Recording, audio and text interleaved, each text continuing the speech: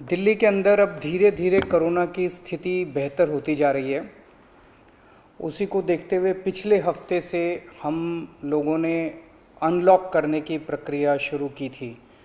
ये ज़रूरी है कि अगर कोरोना की स्थिति बेहतर हो रही है तो अर्थव्यवस्था को वापस पटरी पे लाना भी बहुत ज़रूरी है।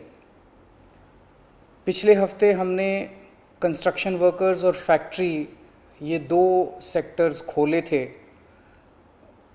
पिछले एक हफ्ते से कंस्ट्रक्शन एक्टिविटीज़ और फैक्ट्री दोनों खुले हुए हैं, लेकिन कोरोना की स्थिति अभी कंट्रोल में है। पिछले 24 घंटे में लगभग 400 के करीब केस आए हैं। 500 से भी कम हो गए अब केसेस। 400 के करीब केसेस आए हैं और 0.5% के करीब पॉजिटिविटी बची है, संक्रमण दर बची है। तो स्थिति काफ़ी कंट्रोल में है और भगवान करे ऐसे ही कंट्रोल में रहे। तो ये वाला जो लॉकडाउन पिछले हफ्ते ऐलान किया था वो सोमवार को सुबह 5 बजे तक है। उसके आगे भी लॉकडाउन जारी रहेगा, लेकिन काफ़ी सारी और एक्टिविटीज़ में रियायत दी जा रही है, उनको खोला जा रहा है। एक तो जितने बाज़ार हैं, मॉल्स हैं, उनको खोला जा रहा है ऑड इवन के बेसिस पे, कि आधी दुकानें एक दिन खुलेंगी, आधी दुकानें दूसरे दिन खुलेंगी, आधी दुकानें एक दिन, आधी दुकानें दूसरे दिन। 10 बजे से सुबह 10 बजे से शाम को 8 बजे तक दुकान नंबर के हिसाब से, ऑड इवन के हिसाब से दुकानें खोली जाएंगी। दूसरा, जितने दिल्ली में सरकारी दफ्तर हैं, उन सरकारी दफ्तरों में ग्रुप ए ऑफिसर्स जो हैं वो 100% काम करेंगे और ग्रुप बाकी उसके नीचे वाले जो हैं वो 50% काम करेंगे। लेकिन जो एसेंशियल सर्विसेज में काम करने वाले कर्मचारी हैं वो 100% काम करेंगे और हर एचओडी डिसाइड करेगा कि किसको एसेंशियल सर्विस कहना है और किसको 50% करना है और किसको 100% करना है। जितने प्राइवेट ऑफिसेज हैं उन सभी प्राइवेट ऑफिसेज में 50% मैन पावर के साथ वो खोले जा सकते हैं और लेकिन कोशिश करेंगे कि ज़्यादा से ज़्यादा लोग वर्क फ्रॉम होम करें और अपने प्राइवेट ऑफिसेज कोशिश करें अपने टाइम को स्टैगर करने की, कि ताकि सब लोग एक साथ सड़क पे ना आए। दूसरी चीज़, जो स्टैंड अलोन शॉप्स हैं और जो एसेंशियल सर्विसेज प्रोवाइड करने वाली शॉप्स हैं वो ऑड इवन के बेसिस पे नहीं, वो रोज़ खुलेंगी। दिल्ली मेट्रो 50% कैपेसिटी के ऊपर चालू की जा रही है और ई कॉमर्स के ज़रिए जो सामान बेचने की प्रक्रिया है वो चालू रहेगी।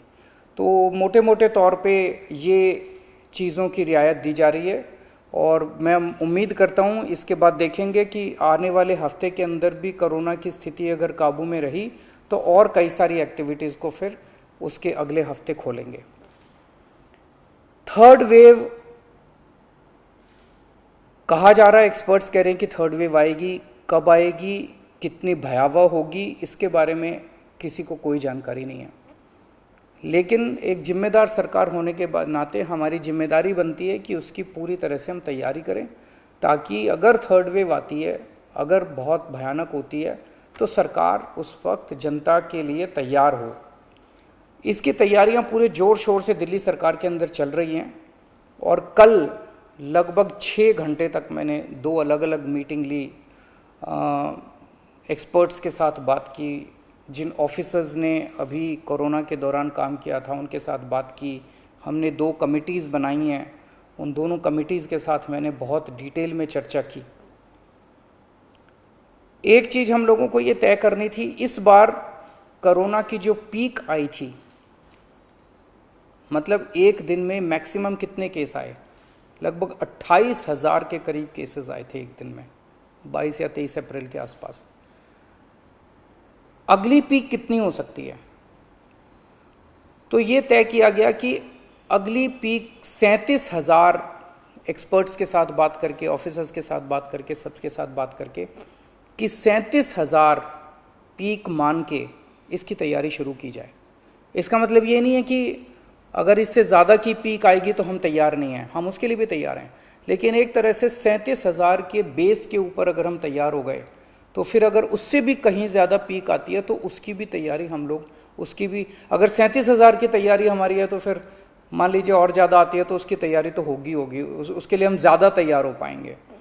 तो 37,000 को एक तरह से बेस माना जा रहा है। 37,000 की पीक की तैयारी के हिसाब से अब सारे कैलकुलेशंस किए जा रहे हैं कि अगर 37,000 की पीक आती है तो कितने बेड्स की ज़रूरत पड़ेगी, कितने आईसीयू की ज़रूरत पड़ेगी, कितने उसमें से बच्चों वाले होने चाहिए, कितनी ऑक्सीजन की ज़रूरत पड़ेगी, ये सारी चीज़ें, अब कितनी दवाइयों की ज़रूरत पड़ेगी, ये सारी चीज़ें अब कैलकुलेट की जा रही हैं। एक पीडियाट्रिक टास्क फोर्स अलग से बनाई गई है।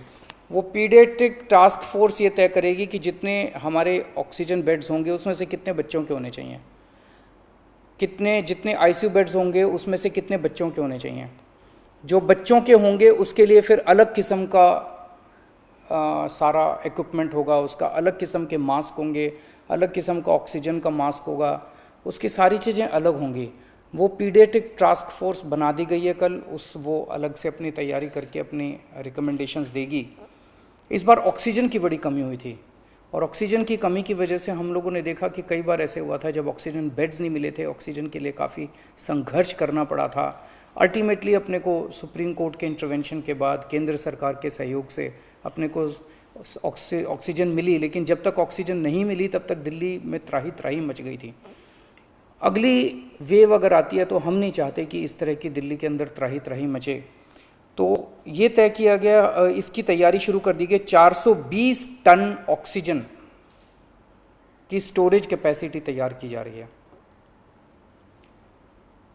इंद्रप्रस्थ गैस लिमिटेड से बात की गई है और उन्हें 150 टन ऑक्सीजन प्रोडक्शन का प्लांट, 420 टन ऑक्सीजन तो स्टोरेज कैपेसिटी क्रिएट की जा रही है और 150 टन ऑक्सीजन प्रोडक्शन करने के लिए उनको प्लांट लगाने के लिए कहा गया है। उन्होंने कहा 18 महीने लगेंगे, लेकिन जो भी है शुरुआत कहीं ना कहीं तो अपने को करनी पड़ेगी। इसके अलावा इस बार सबसे बड़ी दिक्कत आई थी टैंकरों की। ऑक्सीजन के टैंकर नहीं थे दिल्ली में, दिल्ली इंडस्ट्रियल स्टेट नहीं है, इसीलिए अपने पास ऑक्सीजन टैंकर है ही नहीं दिल्ली में। तो 25 ऑक्सीजन टैंकर्स खरीदे जा रहे हैं ताकि अगर इस तरह की दिक्कत आए ऑक्सीजन की तो हमारे पास अपने टैंकर होने चाहिए। 64 छोटे छोटे ऑक्सीजन के प्लांट्स लगाए जा रहे हैं, वो ऑलरेडी लग रहे हैं और हमें उम्मीद है कि अगले कुछ हफ्तों के अंदर, 1-2 महीने के अंदर ये 64 ऑक्सीजन प्लांट्स लग के तैयार हो जाएंगे। अब ये जो हमने डिसाइड किया कि 37,000 केसेस की पीक के हिसाब से हम काम करेंगे, तो उसके हिसाब से तय किया जाएगा कि कितने ऑक्सीजन बेड्स की ज़रूरत होगी, कितने आईसीयू बेड्स की ज़रूरत होगी। उसके हिसाब से फिर तय किया जाएगा कि कितने ऑक्सीजन सिलेंडर्स की ज़रूरत होगी। जैसे अभी थोड़े दिन पहले हमने 6,000 सिलेंडर चाइना से इंपोर्ट किए थे, तो और कितने ऑक्सीजन सिलेंडर्स की ज़रूरत होगी और कितने ऑक्सीजन कॉन्सेंट्रेटर्स की ज़रूरत होगी। अगले आने वाले 1-2 महीने के अंदर ढेर सारे ऑक्सीजन कॉन्सेंट्रेटर्स दिल्ली सरकार खरीदने जा रही है। दवाइयों को लेके 2 अहम निर्णय किए गए। एक तो ये कि इस वेव में ये देखा गया कि व्हाट्सएप खूब तेज़ी से, व्हाट्सएप के ऊपर दवाइयाँ खूब तेज़ी से प्रिस्क्राइब की जा रही थी और उसके ऊपर मतलब बात फैल जाए कि ये दवाई बड़ी अच्छी है तो पूरे समाज के अंदर, पूरे शहर के अंदर, पूरे देश के अंदर उस दवाई की अफरा तफरी मच जाती है। तो एक डॉक्टर्स की और एक्सपर्ट्स की टीम बनाई जाएगी। अगर किसी दवाई की डिमांड होती है तो वो डॉक्टर्स एग्जामिन करके बताएं कि इस दवाई से कोरोना में फ़ायदा होगा कि नहीं होगा। अगर डॉक्टर कहते हैं होगा तो सरकार उस दवाई को मुहैया कराने की कोशिश करेगी, और डॉक्टर अगर कहते हैं कि ये दवाई बिल्कुल बेकार है, इससे कोरोना में कोई फ़ायदा नहीं होगा और लोग इसके पीछे भागना बंद करें, तो जनता को उसके बारे में जागरूक किया जाएगा कि इस दवाई के पीछे भागना बंद कीजिए। एक ये। दूसरा, जो जो इम्पॉर्टेंट दवाइयाँ हैं उनकी लिस्टें बना ली गई हैं, उसका कितना बफर, कितना स्टॉक चाहिए होगा उतना बफर स्टॉक क्रिएट किया जाएगा। एक्सपायरी डेट्स किस दवाई की कितनी है, एक्सपायरी डेट्स को ध्यान में रखते हुए उन सभी दवाइयों का बफर स्टॉक क्रिएट किया जा रहा है ताकि अगर ज़रूर, और प्राइवेट अस्पतालों के भी आदेश दिए जा रहे हैं कि वो भी अपने बफर स्टॉक्स इस तरह से तैयार रखें ताकि अगर महामारी आती है तो हम उसके लिए तैयार रहें। इसके अलावा 2 जीनोम सीक्वेंसिंग लैब्स बनाई जा रही हैं एलएनजेपी हॉस्पिटल में और आईएलबीएस में, ताकि हमें भी पता रहे कि दिल्ली के अंदर जो भी वेरिएंट आ रहा है वो वेरिएंट कौन सा वेरिएंट है, पुराने वाला है या कोई नया वेरिएंट आ गया है, और हमें इस बारे में क्या एहतियात बरतने की ज़रूरत है, हम एक्सपर्ट से पूछ सकते हैं। तो ये बहुत सारी चीज़ें कल चर्चा हुई, ये कुछ चीज़ें मैंने आपको बताई हैं और आपको यही आश्वासन देना चाहता हूँ कि आपकी सरकार पूरी तरह से 24 घंटे लगी हुई है इसमें। मैं उम्मीद करता हूँ कि अब कोई तीसरी वेव नहीं आनी चाहिए, उसके पहले हम कोशिश करेंगे अपने लोगों को वैक्सीनेट कर दें, लेकिन अगर तीसरी वेव आती है तो लोगों को तकलीफ़ नहीं होनी चाहिए, इसके बारे में हम पूरी कोशिश करेंगे। नमस्कार।